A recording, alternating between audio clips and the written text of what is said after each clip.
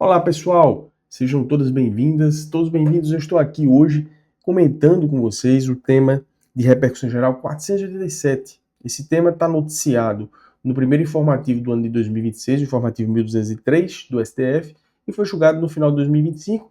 Teve sua repercussão geral reconhecida em 2011. Eu já tinha completado quase 15 anos que estava aguardando solução. É um tema um pouco denso de direito tributário, mas eu vou ler aqui a descrição, não se assuste com ela, se você não tem familiaridade com o tema de direito tributário, não se assuste com ela, eu vou explicar direitinho. Vamos lá. Caráter confiscatório, tema 487 do STF, caráter confiscatório da multa isolada por descumprimento de obrigação acessória decorrente de dever instrumental.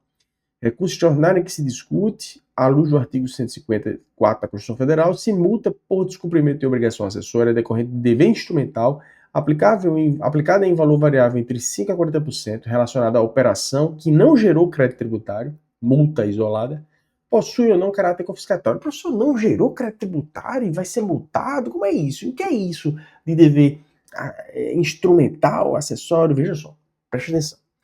Você já deve ter você muito provavelmente, como eu, já usou os serviços de uma imobiliária, já? Se você já alugou um apartamento, ou se você é proprietário de um apartamento e quis alugá-lo, você já usou a imobiliária. Eu vou usar esse exemplo, vai facilitar a nossa vida aqui. A imobiliária é uma intermediária que fica entre a pessoa que quer alugar um apartamento e quem é o dono do apartamento que quer oferecer aluguel, ok?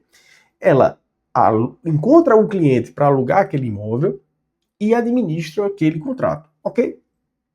Então, o que a imobiliária faz? Ela recebe os valores do locatário e retém uma comissão, que é um dinheiro que ela 10%, 5%, não sei, e repassa aqueles valores para o dono do imóvel. Não é assim que funciona? É assim que funciona. O que a Receita faz? A Receita Federal, para evitar que o dono do apartamento sonegue o imposto de renda que ele deve por receber um rendimento do bem imóvel dele, ou seja, por receber rendimentos ou renda de aluguel, a Receita Federal cria um dever anexo, um dever acessório, um dever instrumental. É isso que está dizendo aqui nessa descrição. A obrigação acessória decorrente de dever instrumental. Qual é o dever instrumental da imobiliária? Informar a Receita Federal. Receita, está aqui os meus clientes que são donos, proprietários de imóveis. Eles recebem X, Y, Z, tal, todo mês. Neste ano eles receberam esses valores de aluguel. Se o dono do imóvel, na declaração do imposto de renda dele, não informar que recebeu aquele valor, a Receita Federal já sabe.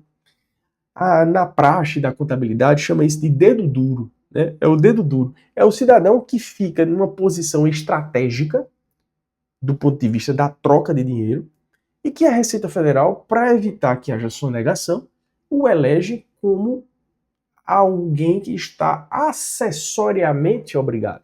Essas obrigações acessórias estão no artigo 103 do CTN e elas são autônomas em relação ao pagamento do tributo. Inclusive, entes imunes, entidades isentas têm deveres acessórios. Por exemplo, de fazer retenção quando um funcionário de um templo religioso, por exemplo, que não tem a obrigação de pagar imposto, né, porque ele é imune, na verdade está imune ao pagamento do imposto. Quando ele contrata um funcionário, ele tem que fazer a retenção do imposto de renda e a retenção da contribuição previdenciária dos contra-cheques dos seus funcionários. Isso é um dever de colaboração, porque, na verdade, quem deve o imposto não é ele ente imune, porque ele não deve imposto, mas é quem ele contrata, quem recebe renda trabalhando para ele. E aí ele tem esse dever de retenção. E tantos outros deveres, porque a tributação ela funciona com dois pilares. Dever contributivo, dever fundamental de pagar tributos, e deveres colaborativos. Sem a colaboração de atores ou de sujeitos satelitários à tributação, a tributação não funciona. E o que é feito? Tá, eu crio uma obrigação acessória. Tá, e se o cara descumprir a obrigação acessória? Né? Se ele descumprir a obrigação acessória, é previsto uma multa. Mas professor, quem deve o imposto de renda na locação do imóvel é o dono do imóvel, não é a imobiliária. Não é a imobiliária.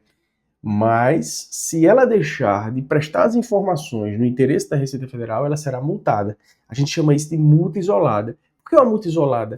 Porque ela está isolada do pagamento do tributo. Você não pode exigir o imposto de renda do pagamento do aluguel de um imóvel que não pertence à imobiliária. Ela é só intermediária. A renda não é dela, mas ela pode ser multada. É por isso que aqui diz assim, ó, na descrição do tema. Opa, minha tela bloqueou. Voltou. Relacionada à operação que não gerou crédito tributário. Ou seja, não gera crédito tributário. O fato da... até porque possa ser que o dono do imóvel tenha feito a declaração, e geralmente faz. Quem tem imóvel no imobiliário sabe que a imobiliária tem o dever de informar, ele vai informar. Não é? Então, não necessariamente vai gerar crédito tributário. É o que a gente chama de multa isolada. E para isso, eu vou aqui mostrar para vocês os 3 tipos de multas tributárias. Só para deixar ainda mais completa essa apresentação. Deixa eu tirar minha cara daqui. Isso, consegui tirar. Existem as multas moratórias. No direito tributário existem 3 tipos de multas. Multas moratórias, penalidades aplicadas em razão do simples atraso no pagamento de tributo. Você tem que pagar o tributo até o dia 30. Você paga no outro mês. Você vai pagar o tributo mais uma multa. Multa de ofício, aplicada quando você tem que pagar o tributo, mas não paga, né? Você tem que pagar o tributo, mas não paga, você sonega, você frauda, você importa um bem, mas, enfim, tenta escondê-lo, né? Você é o devedor tributário, mas você iludiu o pagamento do tributo. E existem as multas isoladas, que você não é o devedor tributário. A imobiliária não deve o imposto de renda sobre o aluguel de um imóvel que não é dela, que ela só intermediou a locação. Mas ela pode ser multada se ela não informar a Receita Federal as operações que ela intermediou. Então não gera crédito tributário, mas ela pode ser multada. E geralmente essa multa, ou ela é fixa, num valor fixo, ou ela é um percentual da operação. Então, por exemplo, se o contrato de aluguel é de 10 mil reais e a imobiliária deixou de informar esse contrato de aluguel, a vigência desse contrato de aluguel e o regular pagamento desses aluguéis ao dono do imóvel, à Receita Federal, em relação aos valores que o dono do imóvel recebeu, ela pode ser multada num percentual sobre essa operação. Então, essas são as multas isoladas, e era sobre este assunto, exclusivamente sobre este assunto, que o Supremo estava tratando. O Supremo não tratou, importante dizer, neste julgamento, certo, de nenhuma outra multa tributária. Estava tratando só das multas isoladas, ok? Só das multas isoladas. Tá, professor, e aí? O Supremo decidiu o quê? Vamos olhar, né?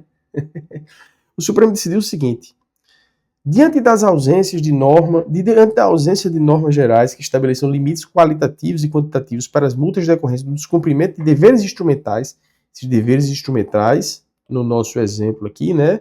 No nosso exemplo, a posição da imobiliária,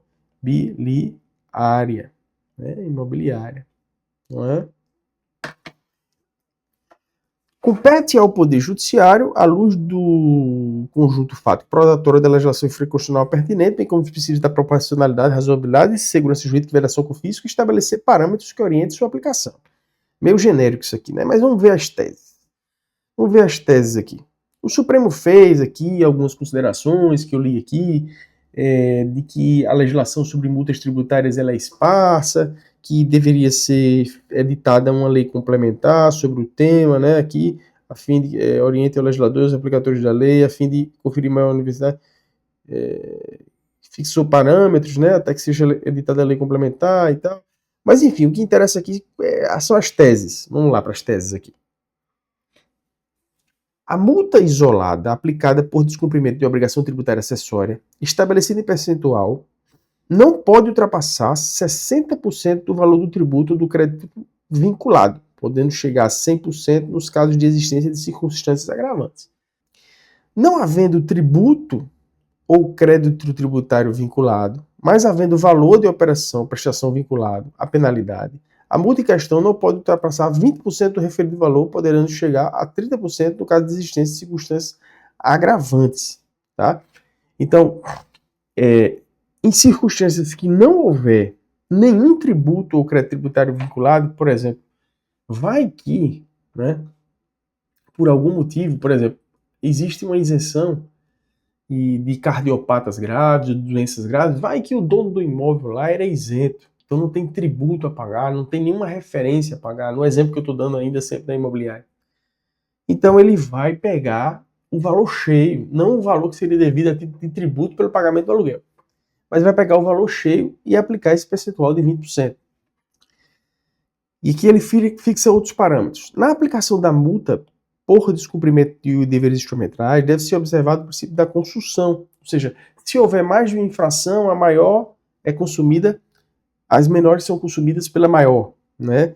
E na análise individualizada das circunstâncias agravantes e atenuantes, o aplicador das normas sancionatórias por descumprimento de deveres instrumentais pode considerar outros parâmetros qualitativos, tais como adequação, necessidade, justa medida, princípio da insignificância e nes bis in idem.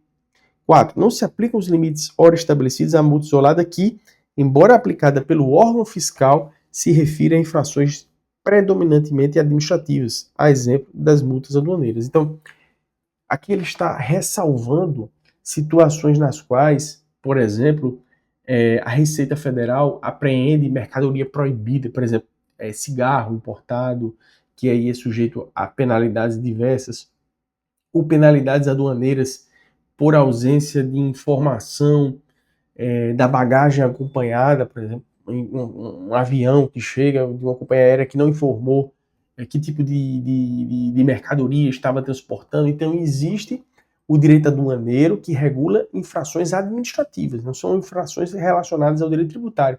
Mas às vezes quem aplica essas sanções é a Receita Federal, por exemplo. São órgãos fiscais, mas elas não dizem respeito com o direito tributário. Tá? São mundos diferentes, né? Em universos jurídicos diferentes. Tá? Mas eram essas aqui as considerações. Na prática, no âmbito federal, não muda, porque atualmente as multas isoladas, eu tenho aqui os percentuais de 50%. Ela é de 50% em alguns casos aqui, em outros casos elas são menores, né? Esse caso aqui envolvia tributos estaduais, tá?